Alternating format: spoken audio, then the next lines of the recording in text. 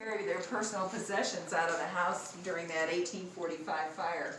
Uh-huh. And that way that saved our doors for us, which was great. And we were able then to use this door to find out how it was put together, and then we could make our new doors to go into the house. Okay, so what did you say about the kids? The kids are John Hemming's nephews, and they are Sally Hemming's, his half-sister's children, by Thomas Jefferson.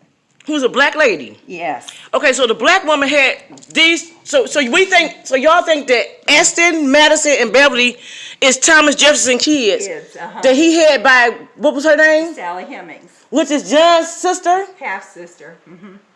And Thomas Jefferson was messing around with this black girl. They did a lot of that during those times. Right, and he had 3 kids, and the kids were biracial. Yes. Did Thomas Jefferson claim the kids, or was he not allowed to? That's a good question. I'll have to ask them. But I know he freed John, so I have a feeling he freed the boys too. The problem is they had to have a skill in order to be freed, because a lot of times they had to leave the state and work somewhere else. So a lot of even the freed slaves would not leave because they had, it was good where they were. It was good where they were, and a lot of them didn't have nowhere to go when they got free. And if I worked for Thomas Jefferson, you freed me, I'd be like, okay, I'll just live in the back. I would not leave this house. Hell no. Exactly. So Thomas Jefferson had the kids by John's sister. Yeah. Mm-hmm. Which is Sally, and the kids is Aston, Madison, and Beverly. And Beverly, is Beverly a girl or a boy? No, it's a boy. Because I know a lot of boys named Beverly too. So all 3 of them are boys. Uh-huh. And these is Thomas Jefferson kids. Mm-hmm. Allegedly. Yeah, Allegedly. Because they did DNA testing, and they said they matched 13 alleles in the testing. Oh. But it could have been his nephews too that did that, but we're not sure. So, right now they're saying it's Jefferson, so we'll go with it. Yeah, if they saying it's Jefferson, then they know he was messing with that girl. Yeah, oh yeah. But he was a widow. He was a widow. He was a single man. That's right. Yeah, so it's not like he was cheating on his wife. Yeah, exactly. So this is the construction method for the plastering that's done in the house eventually, especially when you have the nogging in it, like this. Good job, Boogie. It's working good. Right, we just gotta on keep the friends. walls. Oh, wow. So this is and eventually where these boards are, these are nailed into those little blocks of wood I told you about. Mm-hmm. And then this is then put on the, nailed to the wood so it doesn't break your mortar either. Oh. And then this is what look at this, y'all. Enslaved quarter site. We found remnants of slave root quarter cellars, site. and there was a duplex down there, and that's what we have the frame mock-up. Just take pictures. Start taking pictures of the room and stuff, in case we ain't getting something on video. And then this is a single cabin. It took 3 men 6 days to put up a cabin. And a lot of times the single cabins were dismantled and taken out into the fields where they were working, because they would be clearing wood and stuff to, woods.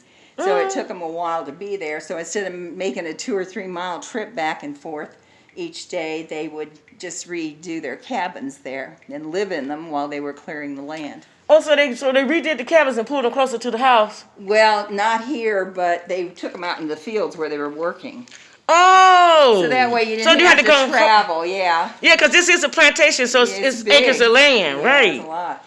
And then the duplex is This is the slave cabins. Yeah, 2-family dwelling. And then the chimney is kind of unique, because a lot of times you have chimney fires. Mm-hmm. So what they did is they made these out of mud daub, just mud. They plastered between sticks, and then they tie a rope to this, so in case it caught on fire, they could pull it away from the cabin so it wouldn't burn. What? Then they could just rebuild their chimney instead of. Because you reckon they had a lot of fires back then, a little bit. Yes. So they were very protective of that. But that was very smart. Even we don't even know about that nowadays. No. But I think that's great. Yeah, I think they're smarter than us. Yeah.